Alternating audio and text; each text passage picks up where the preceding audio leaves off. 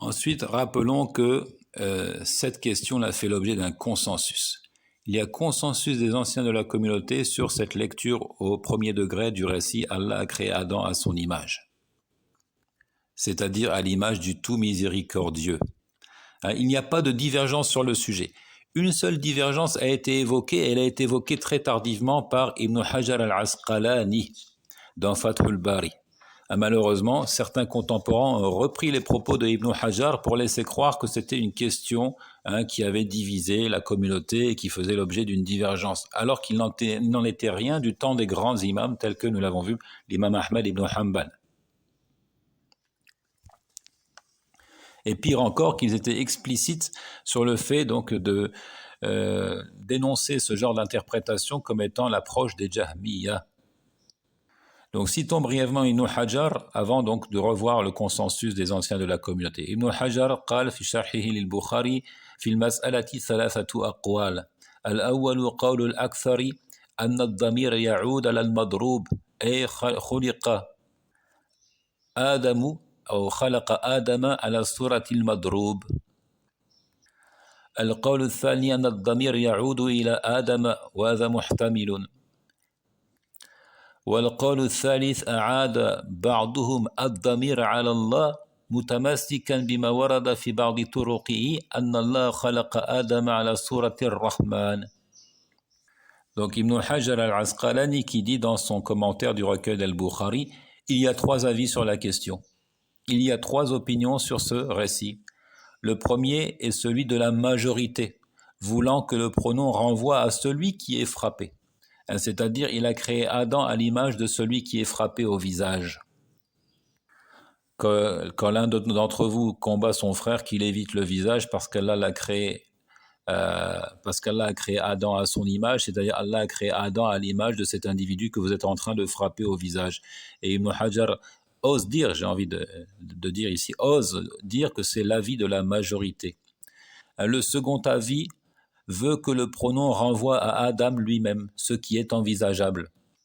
Et enfin, le troisième avis, certains ont renvoyé le pronom à Allah en s'attachant à ce qui est venu dans certaines versions. Allah a créé Adam à l'image du tout miséricordieux. Donc vous voyez comme il a relayé finalement cet avis qui est celui des anciens de la communauté au troisième rang. Il a donné la priorité à des interprétations de ce récit, qui ne sont pas l'approche des pieux prédécesseurs.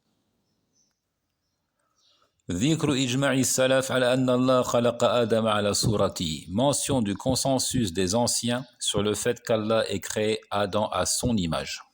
روى ابن بطة بسنده عن أبي بكر أحمد بن علي الشيلماني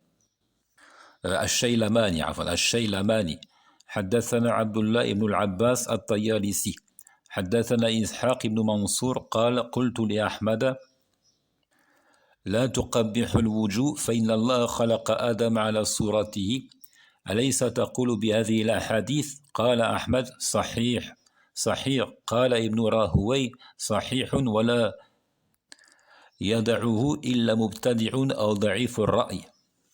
Ibn Battah rapporte d'après Abu Bakr Ahmad ibn Ali al-Shaylamani, Abdullah ibn al-Abbas al-Tayalisi nous a conté, Ishaq ibn Mansour nous a conté, j'ai dit à Ahmed, n'abîmez pas les visages, Allah a bien créé Adam à son image. N'est-ce pas que tu avances ces narrations et que tu es de cet avis? Et l'imam Ahmed a répondu, c'est bien authentique. Ibn Rahouay a dit, c'est authentique et seul un innovateur ou une personne aux opinions faibles le délaisse. Donc seul un innovateur ou quelqu'un qui se fait de fausses opinions délaisse ce genre de récit. وساق الآجري بسنده عن أبي نصر محمد ابن كردي قال حدثنا أبو بكر المروزي قال سألت أبا عبد الله أحمد بن حنبل رحمه الله عن الأحاديث التي يردها الجهمية في الصفات والإسراء والرؤية وقصة العرش فصححها وقال قد تلقتها العلماء بالقبول تسلم الأخبار كما جاءت. L'imam al-Ajuri cita avec sa chaîne remontant à Abu Nasr Muhammad ibn Kurdi, Abu Bakr al-Marwazi nous a conté. J'ai questionné Abu Abdillah Ahmad ibn Hanbal, qu'Allah lui soit clément, au sujet des narrations que les Jahmiya rejettent sur les attributs divins, sur le voyage nocturne, sur la vision d'Allah, c'est-à-dire dans l'au-delà, la vision béatifique, et sur le récit du trône. Il a jugé de leur authenticité et il a dit, les oulémas les ont acceptés, on admet les récits et on les livre tels qu'ils sont venus. Les oulémas les ont acceptés, on admet ces récits et on les délivre à la communauté tels qu'ils sont parvenus. C'est-à-dire sans interprétation allégorique et sans une lecture au second degré. وقال أبو بكر المروزي وأرسل أبو بكر وعثمان ابن أبي شيبة إلى أبي عبد الله يستأذنانه أن يحدث بهذه الأحاديث التي تردها الجهمية فقال أبو عبد الله حدثوا بها قد تلقتها العلماء بالقبول وقال أبو عبد الله تسلم الأخبار كما جاءت. Abu Bakr al-Marwazi dit encore, Abu Bakr et Uthman, les deux fils de Abu Shayba. Donc Abu Bakr et Uthman, les deux enfants de Abu Shayba, ont écrit à l'imam Ahmed ibn Hanbal pour lui demander la permission de compter ces narrations qui sont rejetées par les Jahmiya. Donc la négation des attributs faite par les Jahmiya. Ils ont demandé la permission de narrer tout ce qui contient la mention des attributs divins. Et l'imam Ahmed a répondu, faites-en narration. Hadithu biha, faites-en narration. Les oulémas leur ont fait bon accueil.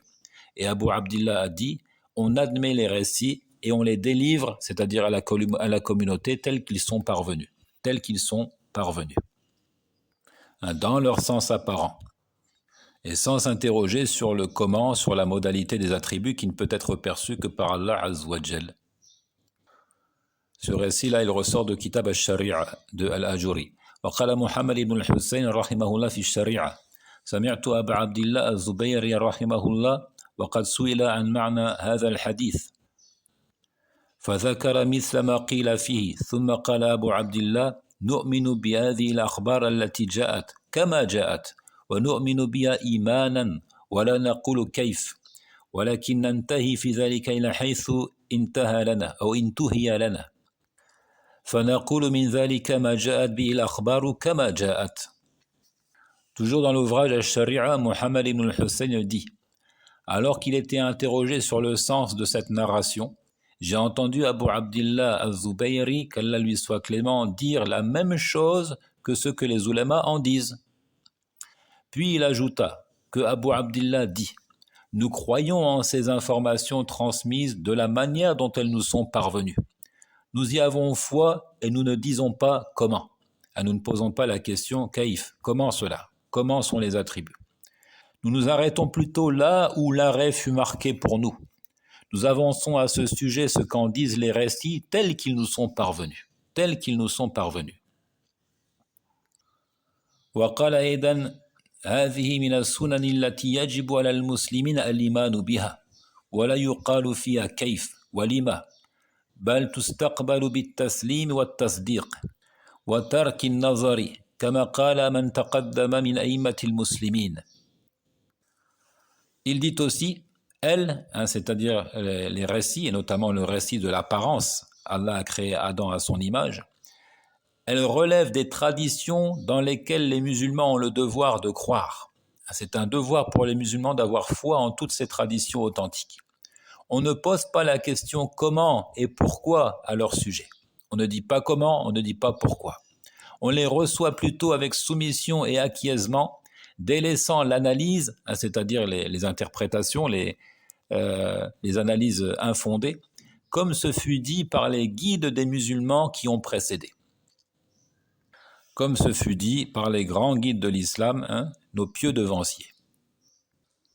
وقال ابن بطة في الإبانة باب الإيمان بأن الله عز وجل خلق آدم على صورته بلا كيف. Ibn Battah dit dans Al-Ibana, chapitre de la foi en ce qu'Allah puissant et majestueux créa Adam à son image sans s'interroger sur le comment. La foi en ce que Allah a bel et bien créé Adam à son image sans s'interroger sur la modalité. وقال أيضا: وكل ما جاء من هذه الأحاديث وصحة رسول الله صلى الله عليه وسلم ففرض على المسلمين قبولها والتصديق بها والتسليم لها وترك الاعتراض عليها، وواجب على من قبلها وصدق بها أن لا يضرب لها المقاييس ولا يتحمل لها المعاني والتفاسير، لكن تمر على ما جاءت ولا يقال فيها لما ولا كيف، إيمانا بها وتصديقا، ونقف في من لفظها ورواياتها حيث وقف أئمتنا وشيوخنا، وننتهي منها حيث انتهى بنا، كما قال المصطفى نبينا صلى الله عليه وسلم: بلا معارضة ولا تكذيب ولا تنفير أو تنقير ولا تفتيش، والله الموفق وهو حسبنا ونعم الوكيل. فإن الذين نقلوها إلينا هم الذين نقلوا إلينا القرآن وأصل الشريعة، فالطعن عليهم والرد لما نقلوه من هذه الأحاديث طعن في الدين ورد لشريعة المسلمين، ومن فعل ذلك فالله حسيبه والمنتقم منه بما هو أهله.